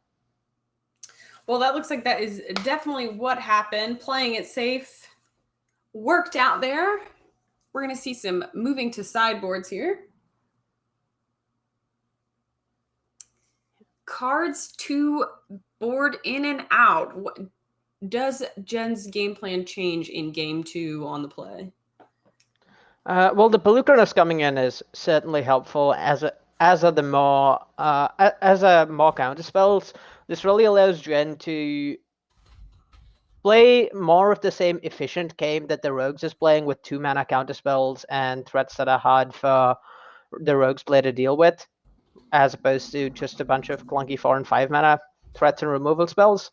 So it becomes much more even footing, and Pelucrinus and Coma allow the Rogues player to play a better, allow the Sultai player to play perhaps even a better long game than the Rogues deck post pod. Yep. All right, we're gonna see some trimming here. Yeah. On the Rogue side, though, what is Rogues looking to really do? I think there's a few different approaches you could take in a matchup like this. Generally, the Ruin Crabs are getting cut because milling out the Orion player is not really a viable option, and you're probably just looking to bring in more efficient interaction. Yeah, we did see that Baleful Mastery do a lot of work, game 1, dealing with threats like Coma. Notably, we see a Test of Talents in Digitech Wire's side, and it's perhaps the existence of that card is perhaps an important reason why Jen may have gone with the Sultai mid-range deck rather than the Ultimatum deck. Since the Ultimatum deck is very reliant on Ultimatum, something like Test of Talents can completely shut that deck down, but Jen's deck plays a more mid-range game plan, so is not as vulnerable to single card hate. Yeah, I think that's a really good point. Test of Talents is a new card, which for those that don't know, you can counter target instant or sorcery, and then you search your opponent's graveyard, hand, and library and get rid of them. So can be a really big blow against Ultimatum, like you said. So doesn't Digitech Wire still making some decisions here. Not really prioritizing Cling here. They're definitely notably trimming Ruin Crab rather than cutting them entirely. Mm-hmm. And part of the reason for that is even though Ruin Crab is like really bad in this matchup in terms of actually winning the game, it's not going to be able to close out the game and get through the entirety of the Yorion player's deck. It's really crucial for rogues to get to that critical mass of 7 or 8 cards in the graveyard, and Ruin Crab's a really important part of letting that happen early game. Without any cards like Didn't Say Please to help with the milling, the rogues deck is forced to keep in some amount of Ruin Crabs, even matchups where they're awkward, because otherwise it just can't get the opponent down to enough cards in the graveyard to turn into the stories and Thought Thieves and Enforcers on. Yeah, absolutely. Looking at players' hands here, see some interaction on Jen's side and some Soaring Thought Thief coming down for Digicheck Wire, my favorite rogue. But thoughts on how long this Thought Thief is going to last? Yeah, the Thought Thief coming down on 2 in response to the Omen definitely helps play around Disruption, which is a worry from Digitech Wire's point of view because they're stuck on lands. But playing into Elspeth's Nightmare is just really difficult for them there because now part of what makes the rogue's deck scary is it feels like they always have it. It feels like they always have a counterspell, and if you don't play out a threat, then it feels like they always have the Into the Story to press that advantage. So getting to know what the hand is with Elspeth's Nightmare and be able to play accordingly, definitely a really strong tool for the Sultai deck. Yeah, so we're seeing Jen really deal very aggressively with Digitech's threats, keeping them off of getting to that critical mass that you discussed before, and slowing down their game plan a ton here.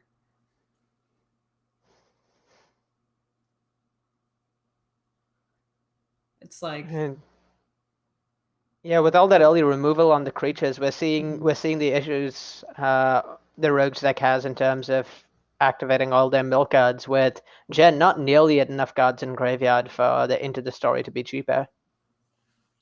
Yeah, what kind of cards are we looking for on Digitech's side to get them to that? Are they trying to get to critical mass? What are they trying to do at this point? Well, at this point, they have the Disdainful Stroke to answer the first big threat from Jen. So, given there not being any more removal, funnily enough, this Merfolk Windrobber will probably get the Jen to low enough on cards just all on its own. That would be so a sight to see. As long as they keep drawing interaction, they should actually be fine on making sure that the Into the Stories are eventually turned on. Yeah, so we see another swing from the Windrobber. Lurrus is going to go into hand, and keeping up that mana, pretty important there. And this Baleful Mastery really key. Normally in a spot like this, the rogues deck can't really afford to take too long to get its engines running, because eventually something like a Coma is going to come down that your counter spells can't answer, and you just need to outrace. But having that mastery in hand, and indeed in your deck, allows the rogues deck to just play it so much more slowly in a spot like this. Yeah, so we're going to see a quick counter war that will end in Jen's favor, gonna get some more cards in hand, because you can never have enough. Or can you? The answer is no. Well, with Seagate Restoration in your deck, like we've seen from some of the Celta Ultimatum decks, you literally can never have too many cards in deck.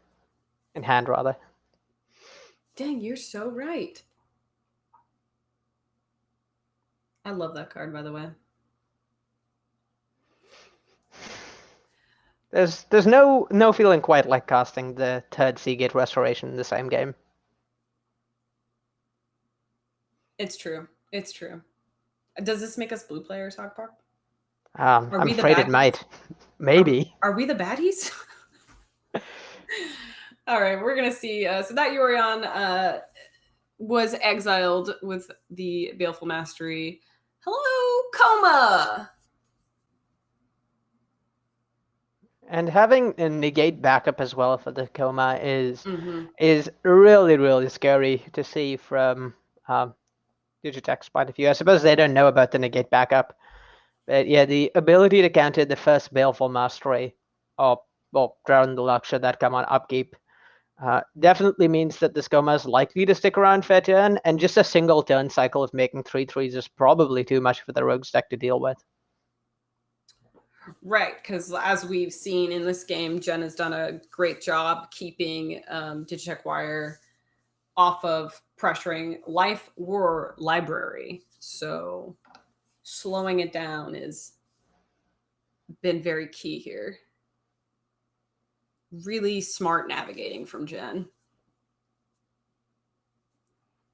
Gonna see that into the story, and I think worthy of a negate. Thoughts? Yep.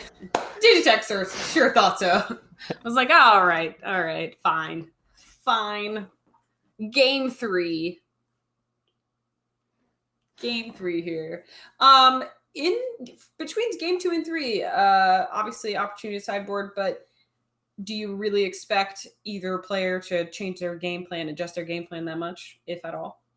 Well, there's the opportunity for decks to be more proactive or reactive on the play or draw, and there's certainly perhaps more of a player with the Sultai deck, which can maybe bring in more threats on the play, though of course doesn't have to. From the Rogue's point of view, the only changes are changes based on how you saw cards play out. So even though there might not be an intrinsic difference in Digitech Wire's strategy between games 2 and 3, they drew the eliminate there, and it looked quite disappointing. It didn't help deal with anything Jen had going on at all, so they chose to cut it for game 3. Sure. We did see a couple more Rune Crabs come in. Totally understandable after the way that the game plan was slowed down last game. Oh, hello, and Vivian. Is that Vivian? It is. I do think the Rune Crab is maybe actually better on the play even than it is on the draw, because what it allows the Rogue's deck to do is turn on their engines that much faster in game 2, and forcing some interaction by turn 3 might allow for into the story as early as turn 4, which is something really only Rune Crab can enable. Gonna see an Omen of the Sea come down. Looks like a top. Looking at these hands, though, a lot of interaction and ramp. Kind of everything Jen wants to do is in her hand. Meanwhile, Digitech doesn't have a lot in the way of pressure.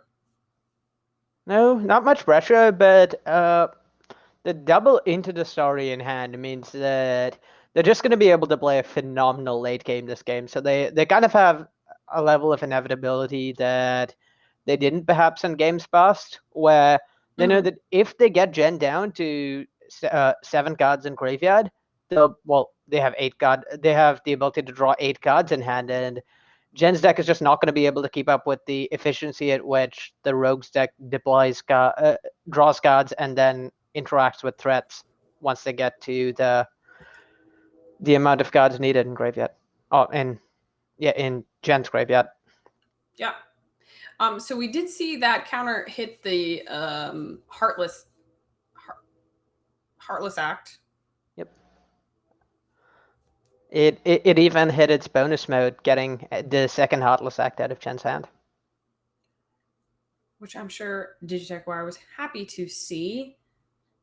And also now Digitech has access, sees what sort of threats, what spells Jen has in hand, and kind of can adjust accordingly. Though unsure if, based on Digitech's hand, does that really change what they're trying to do? It allows a knowledge of the negate in Jen's hand, which is a big thing, because now they can play around that counterspell, and that makes it much harder for it to be effective, given that Jen's threats are by and large much more expensive than Digitech Wire's answers, and the only way something like negate is going to have impact is if Digitech Wire plays into it and allows it to have impact, because they don't know whether it's in Jen's hand. Oh wow! So Jen paying 2 for that Maze Mind Tome to draw a card left the sort of shields down, and Digitech was able to resolve that first into the story. Pretty important there. As we can see, way more pressure in hand than they had just a minute ago.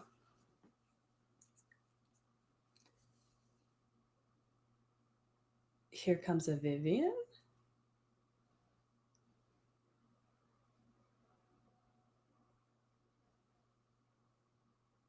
All right, little bit of a counter war of the Vivian makes sense. And from Digitech Wire's point of view, they could have chosen to play around that negate, but they chose to bait it out with a Drown the Lock because this lets them untap and either deploy a whole flurry of threats or play yet another into the story. And the Silta deck's gonna have a really hard time dealing with that level of card advantage.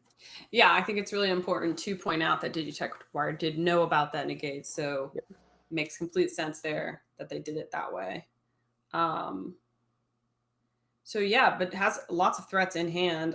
Also a disdainful stroke, excuse me, in hand for a potential other big threat.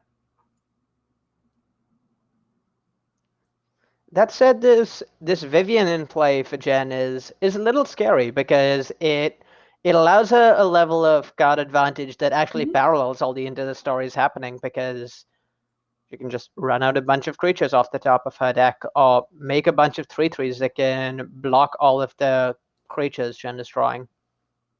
Right, because Vivian Digitech Wire is drawing. Right, because Vivian does give those give those creatures reach, as it were, which takes care of those flyers quite nicely. But does Digitech Wire really have a way to answer Vivian once it's resolved? I believe Baleful Mastery might be able to target. Yes. Okay. So Baleful Mastery at this point is the best way to get rid of them. Though with the double Tot Thief in hand and another into the story, it's not out of the realm of possibility that Digitech Wire just draws enough cards to be able to have answers for all the beasts, and then just kills Vivian through combat damage. Yeah, that makes sense. We do see, I believe the Drown in the Lock was the draw. And additionally, with the double Tot Thief, Digitech was at the point where their board is actually big enough to trade with the beast. So in this spot, they could just attack Vivian and trade off 2 of their creatures for the beast tokens and have Vivian die. Yeah, we're going to see that attack. Digitech Wire is going to threaten both the Vivian and the life total there. And yeah, like you said, take care of both of those beasts. Yeah, and what that Lurus plus that second into the story in hand lets Digitech Wire do in a spot like this is essentially choose to go down on cards trading for tokens with the knowledge that they're going to be able to recoup that loss with cards like Into the Story and Lurus. They're drawing them so many cards, it doesn't really matter how negative they're going on card advantage, trying to get this Vivian off the board. So we did see Shark Typhoon was the draw there. What is Jen really looking to resolve, though? I think in this spot, it's mostly just the Polychronos out of the bin. I don't know quite how many cards she has in graveyard, so that might change this. But if she has the potential to escape a Polychronos and prevent Digitech Wire from being able to cast into the stories for cheap, that'll make Digitech Wire's entire game plan of trading 1-for-1 with Beast not function. So we are going to see the Binding the Old Gods hit one of the Soaring Thought Thieves. Looks like Jen is going to put that Yorion into hand. Leave 2 up, bluffing a counterspell. Yeah. And what that binding was actually a really smart play from Jen there, because it allowed her to get value out of a card that's not normally super impactful in this matchup by trading with a Thought Thief in a spot that prevents Digital from being able to attack Vivian anymore, because all their creatures are now 2 power rather than 3 power and can't actually attack into the beast. So we do see 2 Baleful Masteries in hand now. Digicheck opted to cast another Into the Story. It resolved, which I don't know if that tells you that your opponent doesn't counterspell, but if I'm playing rogues, that's what it tells me. So expect to... so Digicheck has lots of cards in hand, has options here on how they want to try and handle Jen's board.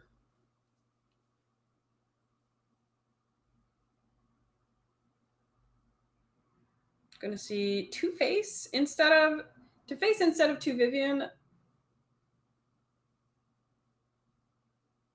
I believe, yeah, that makes sense.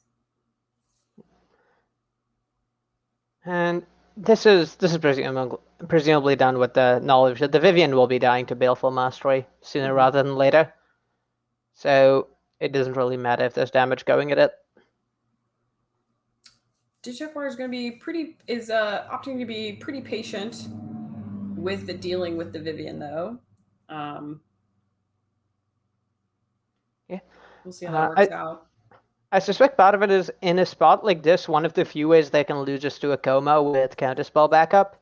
So they really don't want to tap low for a Baleful Mastery on their turn when they can just do it at end of turn, kill the Vivian. The extra 3/3 is not going to be able to matter in the face of the amount of card advantage they're accruing. And this way they can safely play around a coma and then kill the Vivian with the Baleful Mastery later if needed. Yeah, so Jen has some options here, trying to decide between Yorion. Gonna cast a Yorion. And it will fall to a Disdainful Stroke. Nothing Jen can do about that. Rogues had it.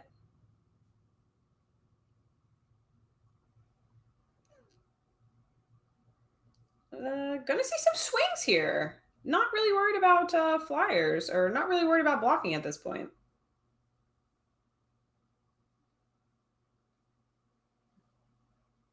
Will we see? We're gonna see if It'll be interesting to see how this influences the way Digital chooses to deal with the Vivian, because definitely a lack of blockers might make it tempting to remove the beast rather than casting Baleful Mastery targeting the Vivian, but that will also substantially decrease the amount of pressure they can actually apply. Well, Digicheck looks like they are they want to protect their pressure. They're going to drown in the lock, the Eliminate that was coming at the Soaring Thought Thief. Yeah, just this flurry of Into the Stories make it entirely guaranteed that they will not run out of action. So they can trade 1 for 1 till Kingdom Come. Is that the third one? That's the third one, yes. Woof. Woof. Holy. This is some sort of incredibly meta piece where there's a story within a story within the story that we are going into. We've broken the 4th, 5th, and 6th walls. Going to Baleful Mastery is going to go at the last remaining blocker that Jen had, and we're just going to take the Vivian out by good old traditional damage. This game is turning out to be quite the back and forth here. There's an interesting choice from Digital to leave back the Teal Skull and Faucet there rather than going with damage attacking Jen, recognizing that these 2 beasts on board are actually at the point of presenting a credible clock, and with this many cards in hand, really not wanting to fall behind to a bunch of damage from beasts when they have the long game secured. Ooh, Digicheck is I love the way that Digicheck kind of let this resolve. I don't know about you, because I'm looking at that Wrath. I'm like, Jen has the option to do a lot of scary, has a lot of mana, can do a lot of scary things. What's the scariest?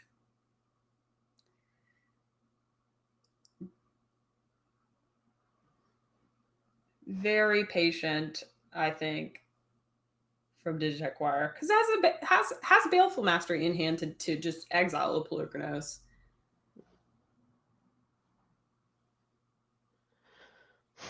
And we're at the point in the game where Pelucranos coming back from the graveyard is not even going to be able to get Jen low enough on cards in graveyard to turn off the Into the Stories and Thought Thief. So normally that axis of attack is very important with the escape creatures, threatening not only having large threats, but preventing your opponent's key synergies from working.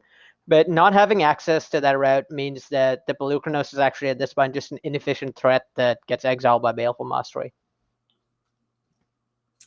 Yeah, we do see... But this is a little tough here, right? It's not like Digitech Wire can swing at this particular moment with that 3/3 on the board.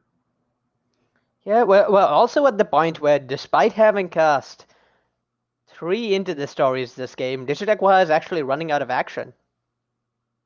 Yeah, which is insane. They're almost out of cards. There's really not much going on. They have a single counterspell, which is not going to be enough to get through this Negate plus Mystical Dispute. And they're actually at the point where, despite having taken out one of their crabs, they're maybe looking to mill Jen out this game, with the 6 cards coming off their Thought Thieves each turn.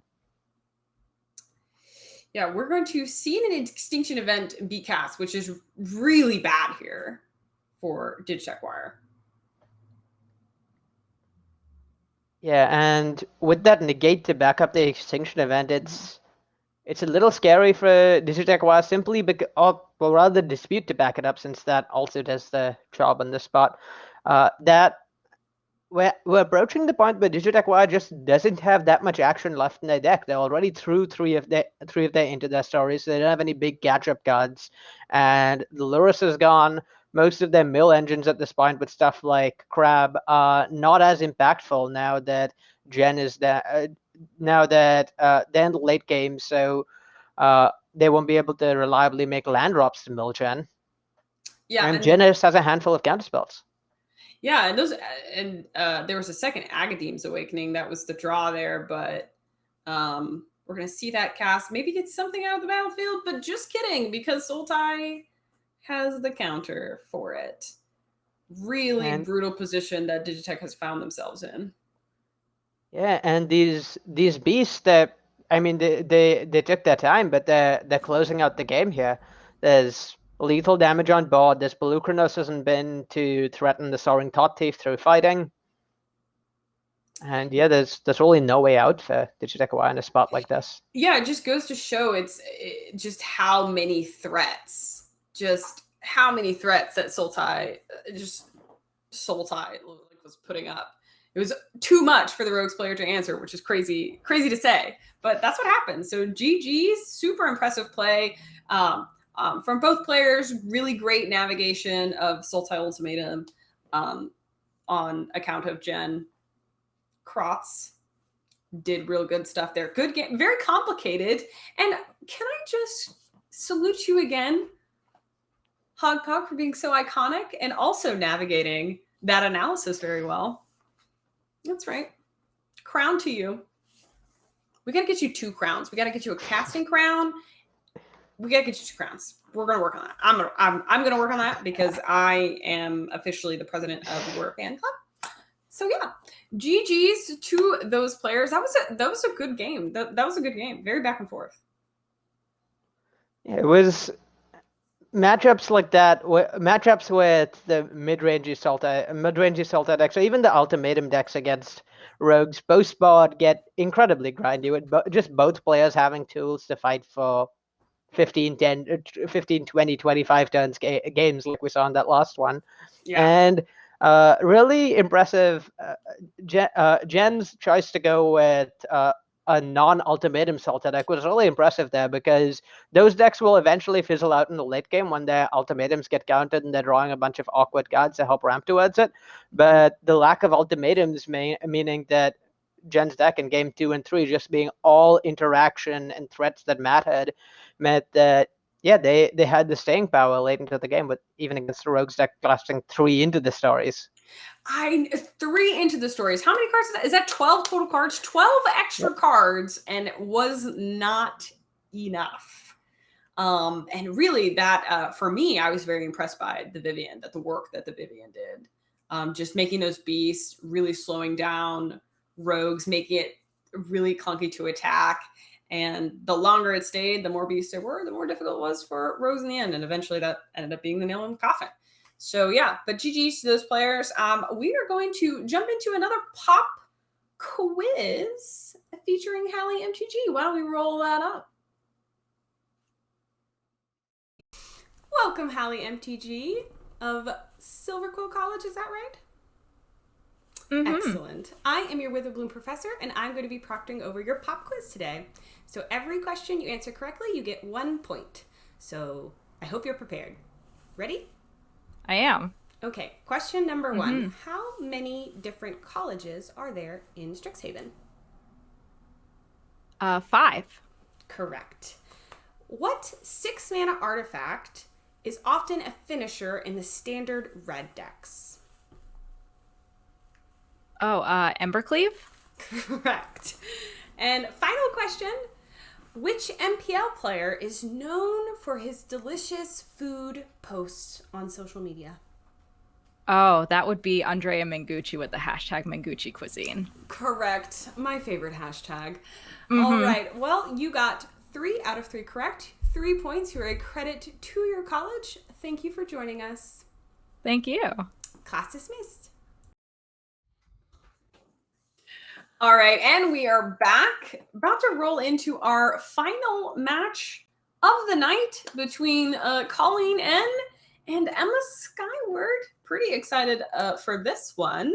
Why don't we roll in to see what those players are up to?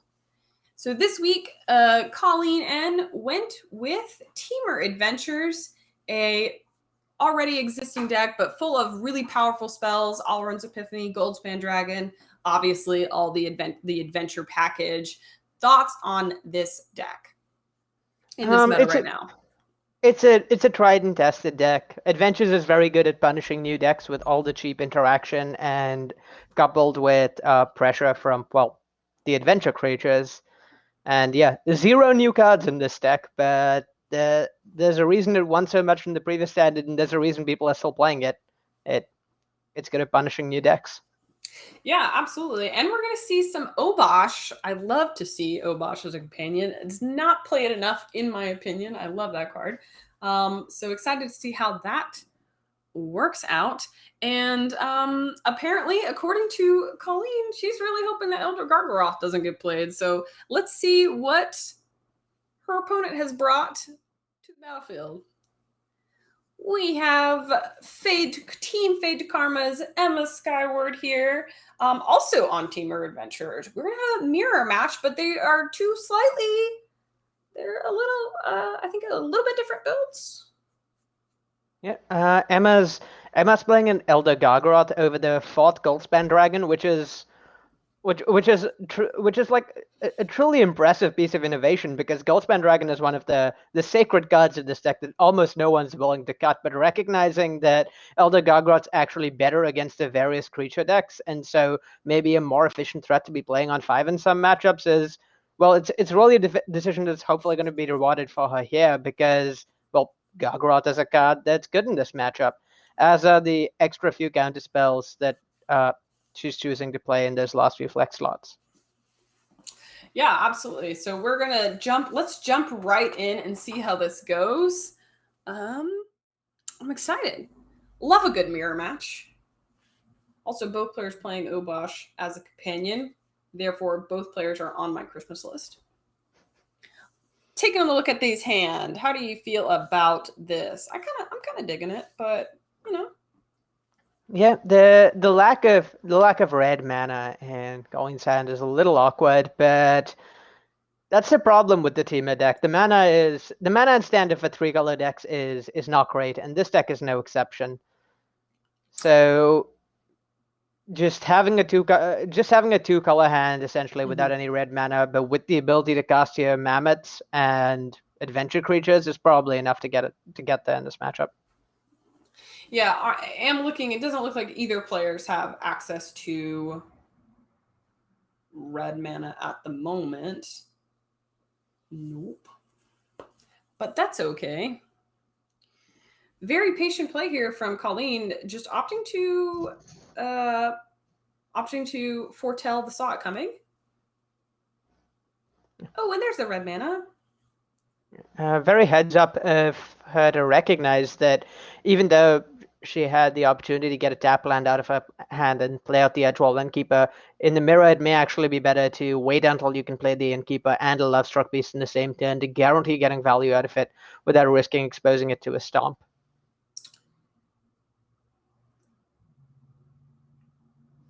Yeah, so it looks like we're going to see a Brazen Borrower cast from Emma, bouncing that Mammoth back to hand. How impactful is something like that in the mirror, slowing your opponent down? Well, it's not actually all that good at slowing someone down to be main phasing a Brazen Borrower because you have to trade 1-for-1. It's very, very important. It's very, very good at making sure Colleen does not get to cast a Great Henge on turn 4 here by playing a land drop. And yeah, even though I believe there's only 2 copies of the Great Henge in the deck, just the threat of potentially being able to play a land with that Kazandu Mammoth and play a Great Henge is really, really scary for Emma in that spot. Yeah, so it looks like Colleen played the Edgewall Innkeeper and the Beast, probably not really expecting it to stick around now that they see that red mana, but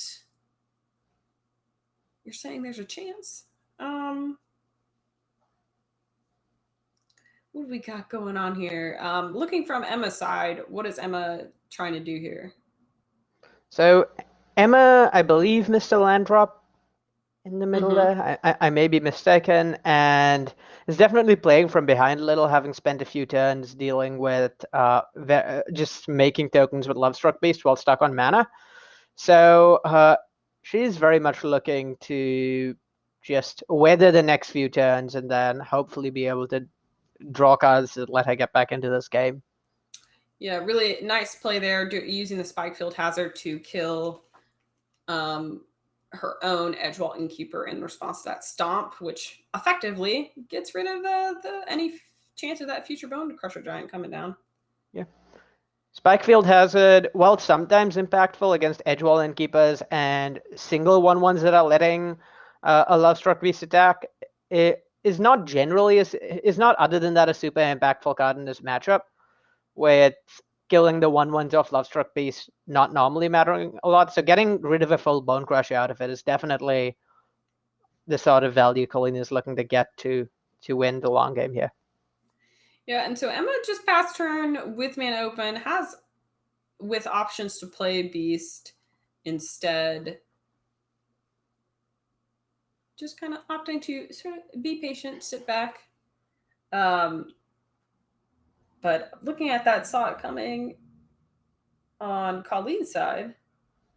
I don't know if anything that Emma's trying to react to is going to actually make it to the board. Part of what's scary from Emma's spot here is that Sword Coming. We know that God Foretold is a Sword Coming, but Emma very much does not. And part of the risk of tapping down to play, say, a Lovestruck Beast here is Colleen to follow up with playing an untapped land and casting a Foretold Alrund's Epiphany, and Emma would fall really, really far behind. So she had to be sure to play around that. Additionally, leaving up mana let her have a Mystical Dispute for a Goldspan Dragon, which she can't answer in this spot. Whereas if she tapped down to play Lovestruck Beast, she wouldn't have been able to counter a dragon from Colleen, which could have then taken over the game and made the Mystical Dispute dead later in the game by just generating a bunch of mana through treasures. Yeah, and that is a very good point. It's a little bit difficult the way that it's set up, but that is a Mystical Dispute in hand. And once again, it kind of looks like that's what Emma seems to be prioritizing, is being able to Mystical Dispute something particularly scary, because that Lovestruck Beast has a blocker for the Lovestruck Beast or the Mammoth. Hello, Goldspan Dragon. Looks like it's gonna. So we're gonna see that Mystical Dispute be cast. Yeah, that second Goldspan Dragon allowing Colleen to risk getting the first dragon counted just because she knows she'll have a follow-up threat. Also, that first Brazen Burrow in the air is actually really scary because it allows Emma the opportunity to perhaps chain off a few copies of Elrond's Epiphany and win the game that way, despite not having much pressure on board. That single flyer over say 2 or 3 turns, particularly in conjunction with Obosh, has the potential to be really scary. Sure. And we're going to see that Obosh, go into hand, but not a lot else happening. Swing another copy of Alrund's Epiphany. So this is an interesting spot because if Colleen ever gets the opportunity to just not worry about counterspells and play out her threat, then the game will end almost on the spot. The double Epiphany means that she'll almost certainly have lethal even if the Goldspan Dragon gets answered, because the Epiphany notably makes 1/1 tokens, which allow Lovestruck Beast to attack. But the fear of a counterspell here completely shutting her down and letting Emma close out the game in the air with the Borrowers means that she can't quite tap out for an Epiphany yet. Next turn, though, with the Dragon mana, that may be different. So we're going to see Colleen use that treasure mana to, looks like, foretell that second Epiphany. And that's still it. not too left for Saw coming. That's a really heads-up play for a play from her, because a first instinct might be to instead foretell the Epiphany with your lands, because that way you don't spend the treasure. But this way, even if the Goldspan Dragon gets answered, you still have mana for Sword coming up. Whereas otherwise, if the Goldspan Dragon were to get answered, the treasure would only make 1 mana, and you might no longer have that mana to play a Sword coming. Yeah, absolutely. Definitely heads up play there. We're going to see Emma just start to commit to the board. Perhaps they sense the writing on the wall, but the combination of really all Colleen has to do at this point, I believe, is just cast a Alrund's Epiphany, if I'm not, and have lethal there. Yep. Correct? Yep, she has mana to pay for a Mystical Dispute or cast a Sword coming or whatever she wants to do. Were Emma to even have a counterspell, which she does not. So this game is pretty locked up for her. Yep, we're going to see that Alrund's Epiphany, seal the deal. Emma's going to know what's up. Concession there. Going to go into game 2 here of the Teamer Adventures Mirror. Expectations for sideboards, Hogpog? I'm definitely expecting those Solstice to come in. They're one of the few things that deal with Lovestruck base for cheap. And Red Cap Melee is, of course, efficient answer to Dragon, even though there's not much else that they answer. Because Red Cap Meleeing a Bone Crusher Giant is not exactly something you want to be doing. Finally, I wouldn't be surprised. I would expect some more counterspells to come in, but I'm not entirely sure on how they'll be looking to play the match out post-board, and it's entirely possible that there'll instead be a focus on early aggression through creatures, which makes counterspells rather awkward. As we saw with Mystical Dispute in that last game from Emma, counterspells can end up being really clunky if there's just a bunch of early creatures being deployed. But at the same time, countering Eldrin's Epiphany is quite important. Yeah, absolutely. See some trimming, some more Mystical Disputes come in. On Emma's, looks like we're bringing in some commands, some Mystical Disputes. I don't see any of the... Emma does not have that 5 damage spell we were just talking about. Yeah, there's no Solstices in no her Solstices. list. Briefly tempting us with that Prismari command, making us think there's a chance that we might see Strixhaven card in this match, but it looks like it's not to be. There definitely is some temptation to bring that in, because it answers the Great Henge, which is one of the one of the few cards with the ability to completely take over on its own in this matchup. But outside of that, unfortunately, it's rather dead, so it's probably not worth bringing in. Sure. Looks like right at this moment, Emma cut all the Alrund's Epiphanies. Yeah, that makes a lot of sense in general, as it's a clunky card that can often be answered for as little as 1 mana with Mystical Dispute. Interestingly, this may work well against the strategy Emma is playing, where she's bringing in a bunch of counter spells, but we just saw that Colleen took out almost all of her counter spells. So Emma's it's almost a next level play on Colleen's part, with Emma doing the work of bringing in counter spells for her by just not running the Elrond's Epiphanies in the first place. Yeah, definitely putting Emma in the position of potentially her cards just not lining up well against what Colleen ends up doing. So we see some early 1/1s being made on Emma's side of the board, and Colleen played a Kazandu Refuge, the land for the mammoth. Valley. Excuse me, yeah, Valley. Looking at how Colleen's hand is shaping up and M's hand shaping up, what are we expecting out of this game? Currently, as it stands, Emma's hand looks rather clunky because there's these Lovestruck beasts that won't be able to attack thanks to the Brazen Bar, thanks to Bone Crusher Giants killing the 1/1s. That said, a single Edgewall Innkeeper definitely has the possibility to change that, as does a Great Henge that the Kazandu Mammoth would let her cast. So it's one of the, and this is the sort of hand we see a lot out of Temur, particularly in post-pod games, where there's not very much going on at a given moment, but a single draw has the potential to be really, really explosive. Sure. And we are going to see that Obosh come into Emma's hand. And Colleen has options. Colleen has options here. Yeah, that again, putting the Obosh in hand, a play very much dictated by and perhaps telling of the way Emma sideboarded. Normally, you just want to get out the Lovestruck Beast to have pressure for when you eventually draw 1/1. But since Emma sideboarded out all her Elrond's Epiphany, she just doesn't have that many 1/1 she could draw. 2 of her Lovestruck Beasts are gone. It would have to be specifically Edgewall Innkeeper. And other than that, the Lovestruck Beast is just a dead card. So it makes sense to just put the Obosh in hand instead. Yeah, we're going to see Emma has gotten in on quite a bit of damage here. Still sitting pretty at 20 life. And plays that Elder Gargaroth. And Colleen's here being rewarded for her patience holding the Brazen Borrower. There's definitely temptation to cast it early on, when it might have been able to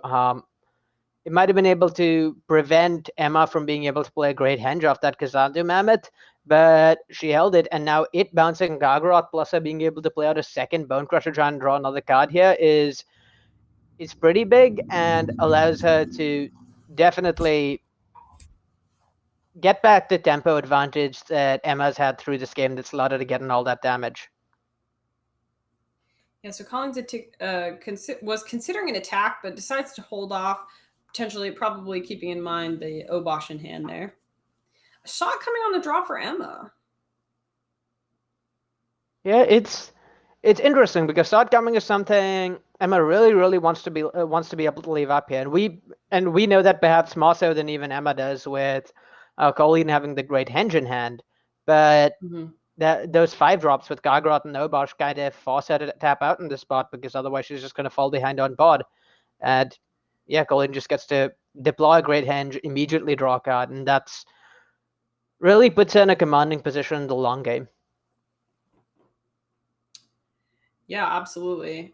Even at 10 life, it looks like Colleen's really is certainly not about to be behind on any resources shortly. Looks like an Obosh is going to come down, making Emma's threats that much more threatening, that much more scary. Lots of damage coming in here. Yeah. Luckily for Colleen, with the way Trample and double damage work, she can safely double block the Elder Gargoroth and not have it deal any damage to her, despite the fact that it has the potential to actually deal 12 damage here. And yeah, while normally Colleen would not want to be able to be just throwing away cards to ensure she doesn't take damage. Having the Great Henge means that having cards is just not going to be an issue for her for the rest of this game. So she's quite safely ahead. Oh, very great draw for Colleen, drawing a Soul Seer, which could potentially deal with that Obosh over on Emma's side of the board. And yeah, like you said, having the Great Henge on the battlefield just means that Colleen's going to be able to get back those resources. We're going to have an opposing Great Henge, which, taking a look at things, will go unanswered.